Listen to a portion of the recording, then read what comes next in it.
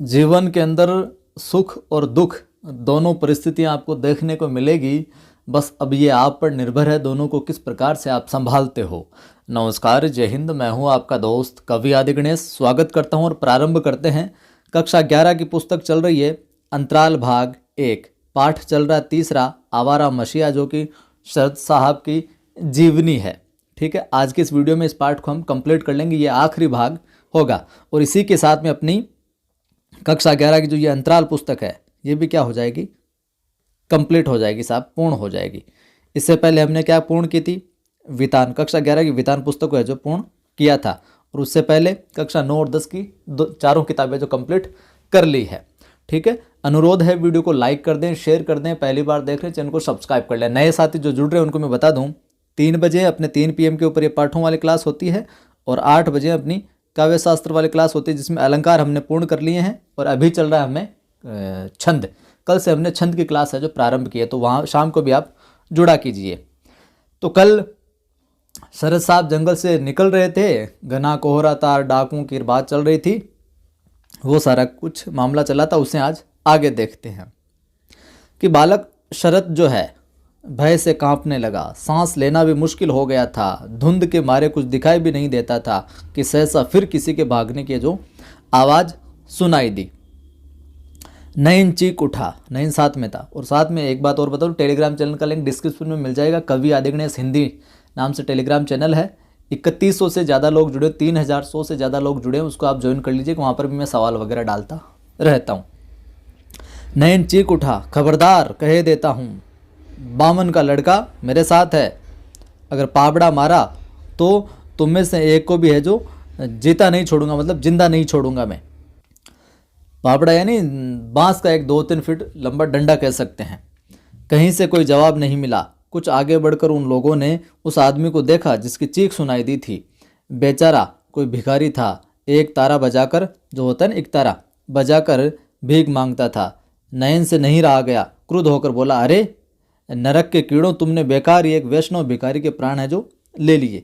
जी चाहता है तुम लोगों को भी इसी प्रकार है जो मार डालूं मैं। इस बार पेड़ की आड़ से किसी ने जवाब दिया, क्या धर्म कर्म की बातें रहने दे, जान बचाना चाहता है तो भाग जा। पेड़ की आड़ में कोई जवाब देता है कि धर्म कर्म की बातें छोड़ तू, ये उसको बोलता है जो शरद के साथ में है अपने नयन, उसको कि धर्म कर्म की बातें छोड़ तू, जान बचाना चाहता तो भाग जा यहाँ से। कायरों भागूंगा मैं तुम्हारे डर से, मतलब ऐसे बोल, कायरों भागूंगा मैं और तुम्हारे डर से। ये कहकर उसने टेंट में से रुपए निकाले और टनटनाते हुए बोला, देखो मेरे पास रुपए हैं, हिम्मत हो तो पास आओ और ले जाओ। मैं नयन बागदी हूँ, नयन बागदी। कोई उत्तर नहीं आया। मोटी सी गाली देकर वह फिर बोला, क्यों रे, आओगे या फिर मैं घर जाऊँ? फिर भी कोई जवाब नहीं आया। राह में 2-3 पापड़े पड़े हुए थे, वो बांस वाले डंडे। नयन ने उन्हें उठा लिया। कुछ दूर वह चला भी, लेकिन फिर बोला, ना भैया, आंखों से वैष्णव की हत्या देखकर हत्यारों को उसकी सजा दिए बिना मुझसे नहीं जाया जाएगा साहब। बालक शरद ने पूछा, क्या करोगे? शरद बोलता है, क्या करोगे फिर तुम? तो वह नयन बोलता है, क्या मैं एक को भी नहीं पकड़ पाऊंगा? तब हम दोनों मिलकर लाठी से पीट पीट कर उसे क्या मार डालेंगे। ये किसका कथन है? नयन का। पीट कर मारने के आनंद से बालक शरद बहुत प्रसन्न हुआ कि हाँ चलो फोड़ते हैं फिर। तो बोला, नयन दादा, तुम अच्छी तरह से उसे पकड़े रहना, मैं अकेले उसे पीट पीट कर मार डालूंगा, लेकिन कहीं मेरी छीप टूट गई तो? जो बांस वाली। नयन ने हंसकर कहा, छीप की मार से नहीं मारेगा भैया, ये सोटा लो। और एक अच्छा सा पाबड़ा उसने बालक शरद को दे दिया। तब तक लुटेरे समझ लिया था कि वे लोग चले गए हैं, इसलिए वे भिखारी की तलाशी लेने के लिए आ पहुंचे, जिसे मारा था कि कुछ मिल जाएगा इनसे। तो नयन पेड़ की आड़ में खड़ा हो गया। उनमें से एक ने उसे देख लिया और चिल्लाकर बोला, वहाँ कौन खड़ा है? उसकी चिल्लाहट सुनकर सब लोग भाग चले, लेकिन वह पकड़ा गया। नयन ने उसे बांध लिया और बालक के पास ले आया। वह बराबर रो रहा था, मुंह पर उसने कालिक पोत रखी थी, बीच बीच में चूने की टिपकी लगी हुई थी। नयन ने उसे सड़क पर लेटाया और कसकर 2-3 लातें लगाई। फिर शरद ने कहा, अब ताक कर पाबड़ा मारो, बिल्कुल फटाक से। बालक के हाथ पैर कांप रहे थे। रुआं सा होकर उसने कहा, मुझसे ये काम न हो सकेगा। नयन ने कहा, तुमसे न हो सकेगा? अच्छा तो मैं ही इसे ख़त्म कर देता हूँ। शरद ने विनती के स्वर में कहा, ना नयन दादा, मारो नहीं इसे। पहले तो बोला कि हाँ मैं मारूंगा, अब मुझसे नहीं होगा। तब तक वह आदमी जिसने शायद 2-3 दिन से अन्न की शक्ल भी नहीं देखी थी, सड़क पर ऐसे लेटा रहा जैसे मर गया हो। नयन ने झुक के उसकी नाक पर हाथ रखा और कहा, नहीं मरा नहीं, बेहोश हो गया, चलो भैया हम भी घर चलें। अब आगे देखिए, आज इस वीडियो में इसको कंप्लीट कर देंगे हम, जिसके साथ ही अंतराल खत्म हो जाएगी।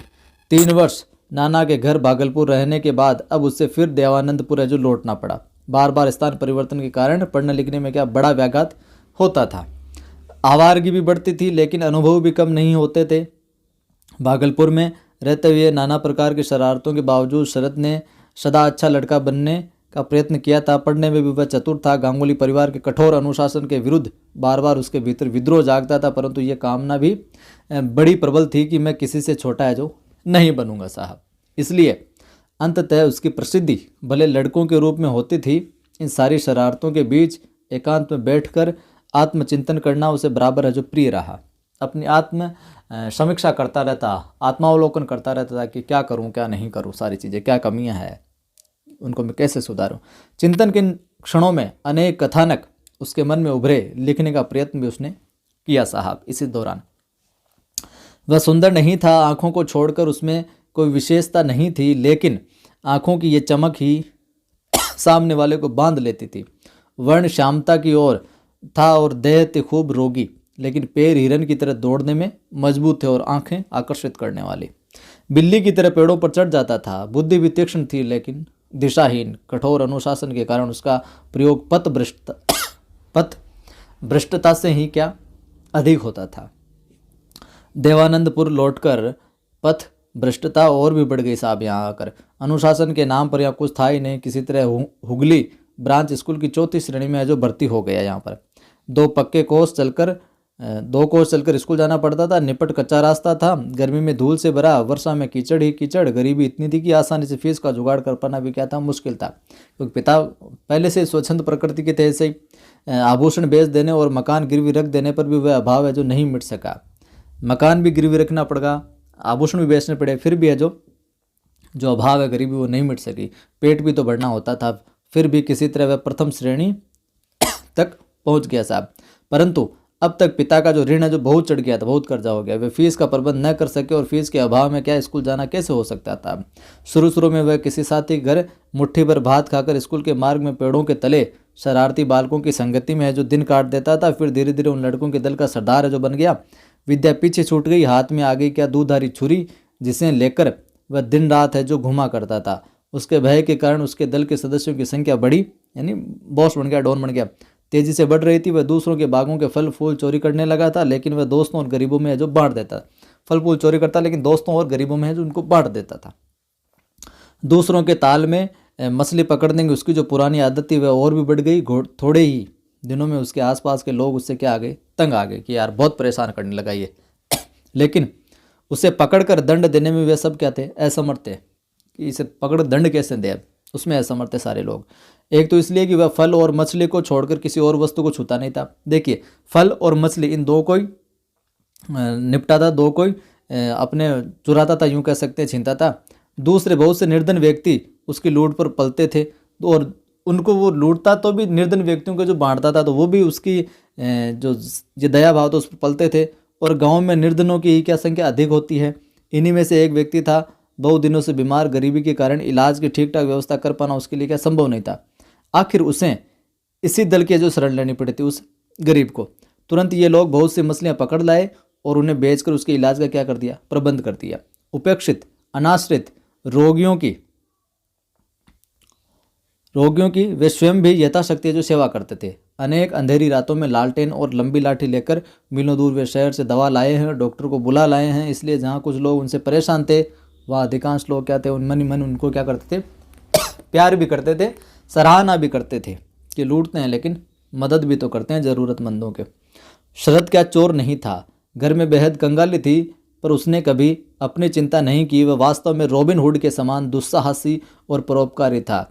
अर्धरात्रि के निविड़ अंधकार में जब मनुष्य तो क्या कुत्ते भी बाहर निकलने से डरते हैं, वह चुपचाप पूर्व निर्दिष्ट बाग में या फिर ताल में पहुंचकर अपना काम है जो करने लगता था। कौन सा बाग में, फल वाला, और ताल में क्या, मछलियाँ पकड़ने वाला। इस शुभ कार्य में उसके कई सहचरते साथी भी थे, परंतु उसमें सबसे प्रमुख था क्या, सदानंद। प्रमुख साथी कौन था फिर, सदानंद था साहब। इनका अड्डा ताल के किनारे वाले बाग के पास ऊंचे टीले की आड़ में एक गहरा जो खड्ड था। सब लुटी हुई सामग्री वे यहीं रखते थे इस खड्डे में ही। तंबाकू पीने का सरंजाम भी यहीं था, सारा इंतजाम भी। इस दल के उत्पात जब बहुत बढ़ गए तब सदानंद के अभिभावकों ने उसे आज्ञा दी कि वह शरद से कभी न मिले। अब सदानंद ज़्यादा ही उत्पात बढ़ गए तो सदानंद के जो पिताजी थे, माता पिता थे, उन्होंने आज्ञा दी कि अब तू शरद से कभी दोस्त नहीं रहेगा। यहाँ पर अपने होता है ना, कोई दो दोस्त होते हैं, एक उद्दंड होता है, तो वो उसका कुछ मामला ज़्यादा होता है कि अब उसके साथ में नहीं रहेगा तो उसके साथ दिखे तेरी टंगड़ी तोड़ दूंगा मैं।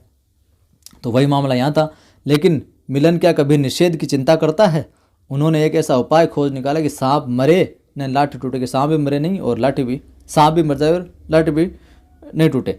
सदानंद के घर की छत से एक लगा एक क्या ऊंचा पेड़ था, उसी पर चढ़कर शरद छत पर पहुंच जाता और दोनों खूब शतरंज जो खेलते। उसके बाद रात्रि अभियान पर है जो निकल पड़ते। सब काम समाप्त करने के बाद दोनों मित्र भले लड़कों की तरह अपने अपने घर जाकर सो जाते। जब कभी भी उसके दिल में किसी काम को करने की इच्छा प्रबल हो उठती तो उस समय उसकी शारीरिक और मानसिक दोनों शक्तियों के स्फुरण भी आश्चर्यजनक है जो हो उठता था। बीच बीच में मछुओं की नाव लेकर कभी अकेले कभी मित्रों के साथ है जो कृष्णपुर गांव में रघुनाथ दास गोस्वामी के अखाड़े में पहुंच जाना वह नहीं भूला था। यहीं कहीं उसका मित्र गोहर रहता था, श्रीकांत। चतुर्थ पैरवे का वह आधा पागल, कभी कीर्तन भी किया करता था। मालूम नहीं वहाँ किसी वैष्णवी का नाम है जो कमललता था या नहीं, पर यह सच है कि किशोर जीवन के ये चित्र उसके हृदय पर सदा सदा के लिए क्या अंकित हो गए और आगे चलकर साहित्य सृजन का आधार बने। न जाने कितने ऐसे चित्र उसने अपनी पुस्तकों में जो खींचे। किसने? शरद ने। श्रीकांत चतुर्थ पैरवे में कथाशिल्पी शरदचंद्र चट्टोपाध्याय ने लिखा है, क्या लिखा है कि सीधा रास्ता छोड़कर वन जंगलों में से उस रास्ते का चक्कर लगाता हुआ स्टेशन जा रहा था। बहुत कुछ उसी तरह जिस तरह बचपन में पाठशाला को जाया करता था। चलते चलते एकाएक ऐसा लगा कि जब रास्ते जैसे पहचाने हुए हैं, मानो कितने दिनों तक कितनी बार इन रास्तों से आया गया हूँ। पहले वे बड़े थे, अब न जाने क्यों संकीर्ण और छोटे हो गए हैं। अरे ये क्या, अब तो खां लोगों का हत्यारा बाग है। अरे यही तो है, और ये तो मैं अपने ही गांव के दक्षिण के मोहल्ले के किनारे है जो जा रहा हूँ। उसने न जाने कब शूल की व्यथा के मारे इस आदमी के इस इमली के पेड़ की ऊपर की डाल में रस्सी बांध कर जो आत्महत्या कर ली थी या नहीं जानता, पर प्राय सब गांवों की तरह यहाँ भी है तो ये जनश्रुति है कि यहाँ पर लटकरा आत्महत्या की। पेड़ रास्ते के किनारे हैं। बचपन में इस पर नज़र पड़ते ही शरीर से कांटे उठाते थे। आंखें बंद करके एक ही दौड़ में जो इस स्थान को पार कर जाना पड़ता था साहब। आगे हम बात करें तो जो पेड़ है वो वैसा ही है। उस वक्त ऐसा लगता था कि इस हत्यारे पेड़ का धड़ मानो जो पहाड़ की तरह है और माथा आकाश से जाकर टकरा रहा था। परंतु आज देखा उस पेड़ को कि उस बेचारे में गर्व करने लायक कुछ नहीं बचा है, और जैसे अन्य इमली के पेड़ होते हैं वैसा ही है ये। जनहीन ग्राम के एक और एकाकी निशब्द खड़ा है, ये बिल्कुल अकेला सा खड़ा है। जैसे शैशव में जिसने काफ़ी डराया है, जो उस समय जब वो बचपन में था पेड़ भी बहुत विशाल था, बहुत मजबूत था।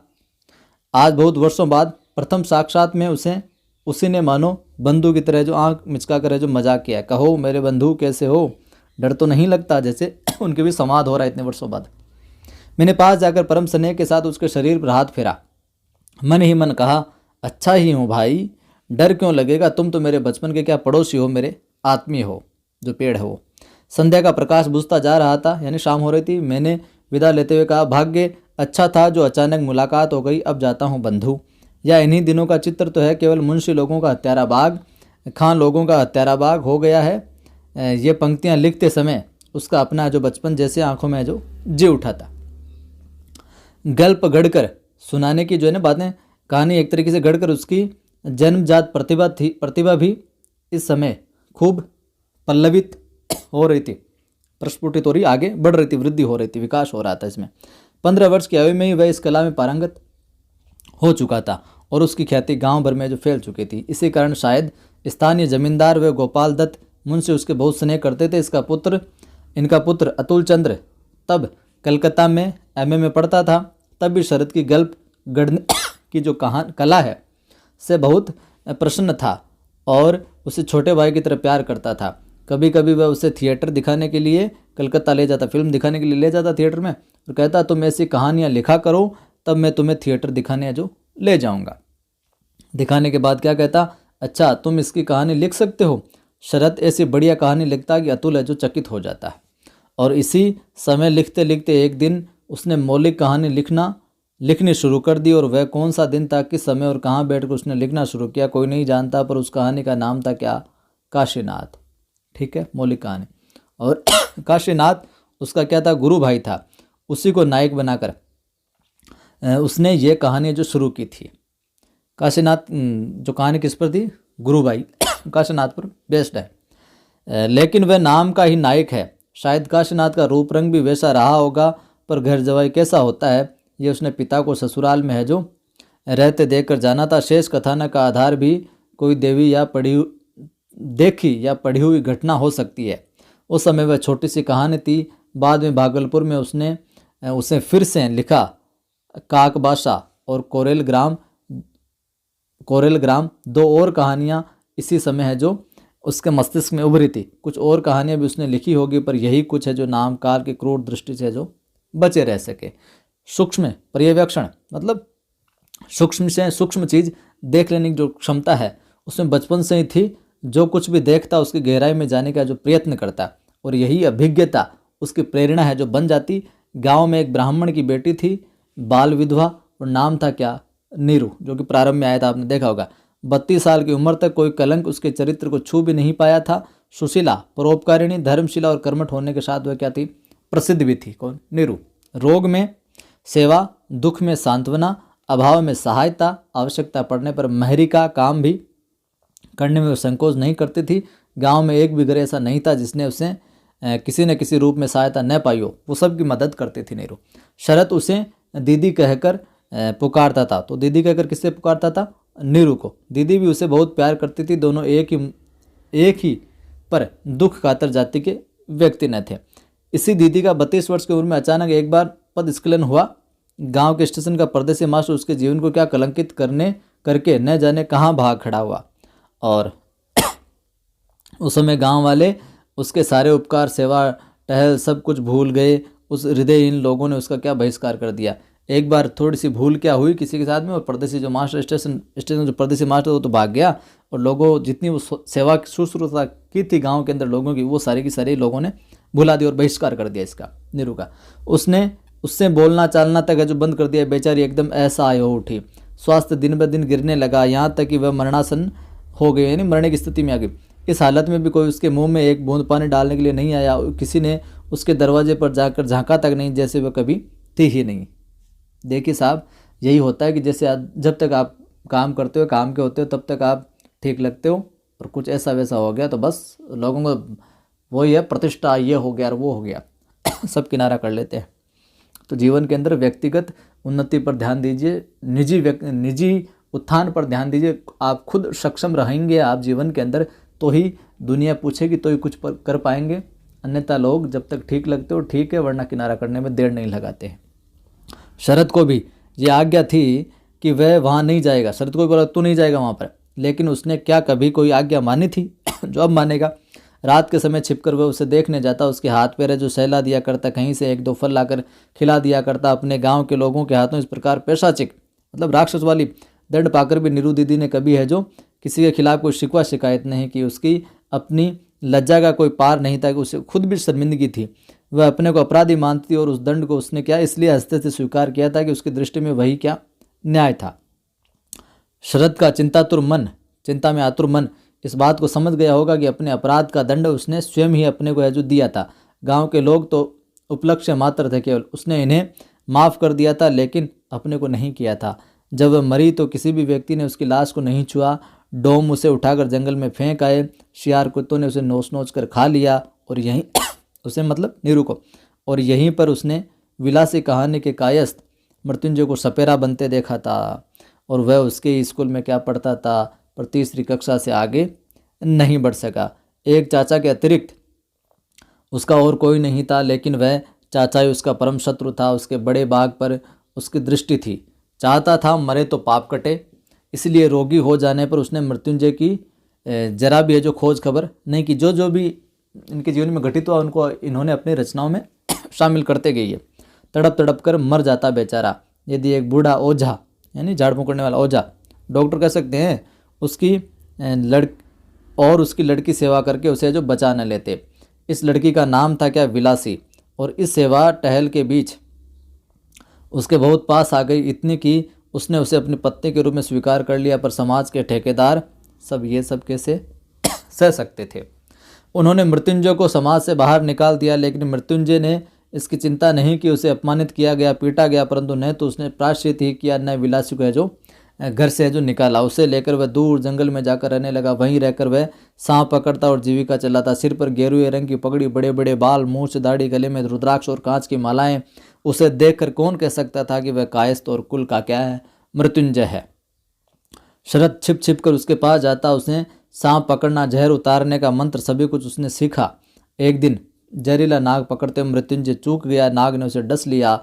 उसको बचाने के सारे प्रयत्न बेकार हो गए। 7 दिन मौन रहने के बाद विलासी ने क्या, आत्महत्या कर ली। वर्षों बाद कथा शिल्पी शरदचंद्र ने लिखा, क्या लिखा कि विलासी का जिन लोगों ने मजाक उड़ाया था, मैं जानता हूँ वे सभी साधु, गृहस्थ और साध्वियाँ, गृहिणियाँ थी। अक्षय स्वर्ग और सतीलोक उन्हें मिलेगा, ये भी मैं जानता हूँ। वह सपेरे की लड़की जब एक पीड़ित और शय्यागत रोगी को तिल तिल कर जीत रही थी, उसके उस समय के गौरव का एक कण भी शायद आज तक उनमें से किसी की आंखों में नहीं देखा।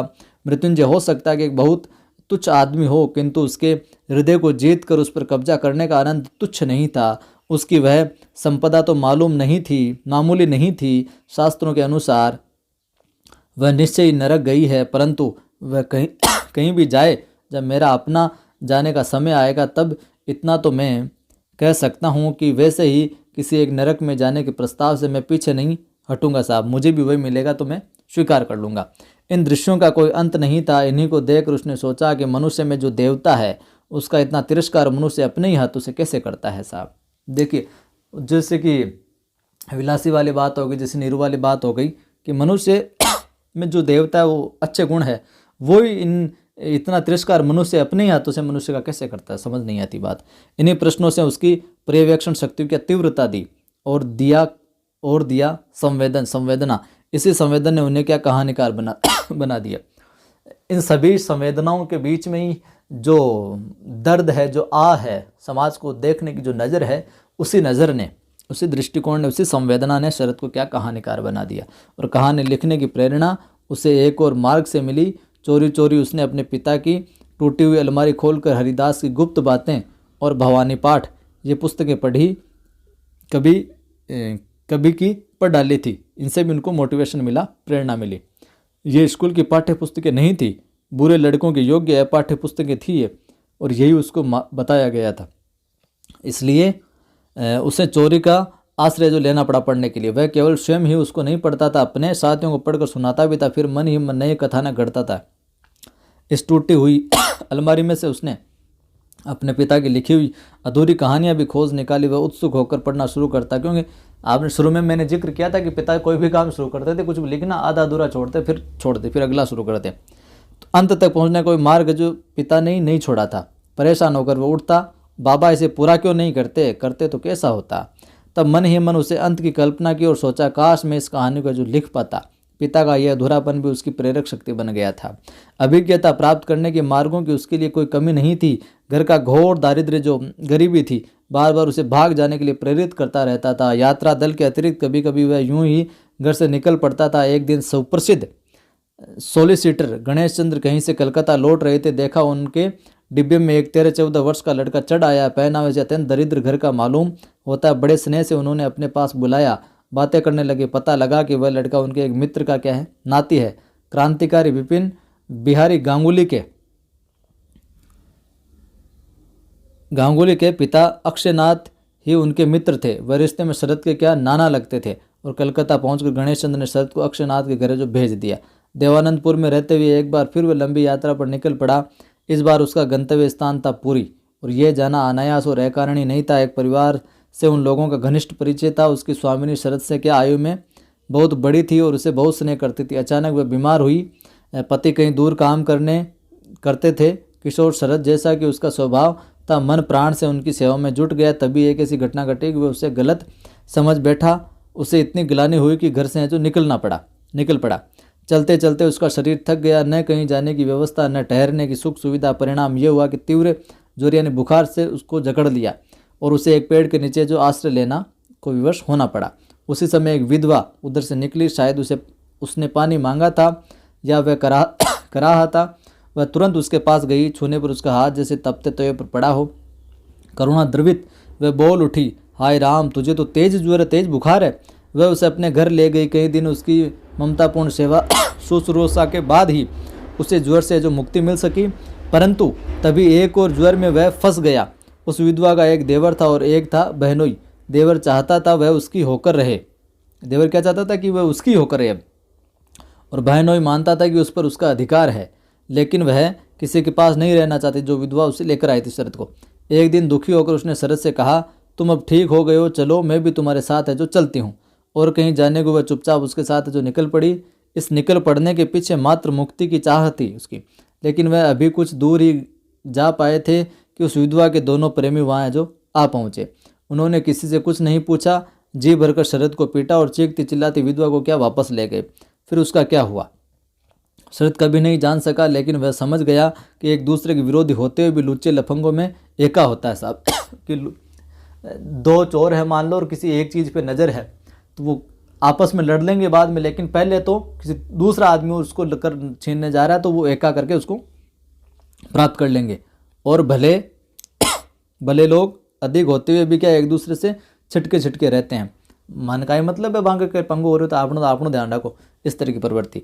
कथा शिल्पी शरदचंद्र के प्रसिद्ध उपन्यास क्या चरित्रहीन का आधार यही घटनाएं बनी। तो शरदचंद्र का ये प्रसिद्ध उपन्यास कौन सा, चरित्रहीन। इसके अंदर इस प्रकार कई घटनाएं हैं और इसी समय इसकी रूपरेखा है जो उसकी रूपरेखा उसके मस्तिष्क में है जो उभरी चरित्रहीन की। वह पूरी के मार्ग पर आगे बढ़ गया। फिर गांव में आतिथ्य लाभ कर जब वह घर लौटा तो उसका चेहरा इतना विकृत हो गया था कि पहचानना तक नहीं जाता था। सुना गया कि प्रसिद्ध गणितज्ञ पी बसु के घर उसने क्या आश्रय है जो लिया था, और एक आध बार चोर डाकुओं के दल में भी पड़ जाने की बात है जो सुनी जाती है। असल में वह इतना दुस्साहसी था कि उसके बारे में नाना प्रकार की कथाएं जो चल निकली। उसका स्वभाव था कि अपने मन की बात कभी किसी से जो नहीं कहता था, परंतु अभिनय करना उसे खूब आता था। झूठ को सच बनाकर चलाने की कला में वह क्या था, निष्णात था, बिल्कुल पारंगत था साहब।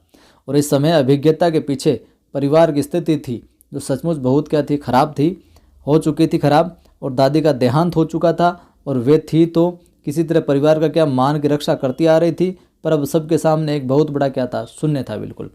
कर्ज मिलने की एक सीमा होती है साहब। निश्चय शुभ था कि कृष्णा बुआ की तरह किसी ने कहा होगा, अपने बाप से कुछ उपाय करने को, कुछ कमाने को कहो, नहीं तो मैं तो दुखी गरीब रुपया पैसा है जो कुछ है जो नहीं दे सकूंगी। और इस प्रकार दरिद्रता और अपमान को सहन करने की उसकी माँ की जो शक्ति है वो उसकी सीमा है जो उसका अतिक्रमण कर गई थी। पर जाए तो अब वो जाए कहाँ पर। उसके माता पिता कभी के स्वर्गवासी हो चुके थे, परिवार छिन्न भिन्न हो गया था, भाइयों की आर्थिक स्थिति जरा भी उत्साहजनक नहीं थी। फिर भी जब उसके लिए देवानंदपुर में रहना असंभव हो गया था तो डरते डरते उसने अपने छोटे काका अघोरनाथ को चिट्ठी लिखवाई। अघोरनाथ ने उत्तर दिया, पहले वो वहीं रहते थे, चलिए आओ। शरद फिर देवानंदपुर है जो नहीं लौटा। यहाँ उसका सारा जीवन घोर दारिद्र्य और अभाव में ही है जो बीता।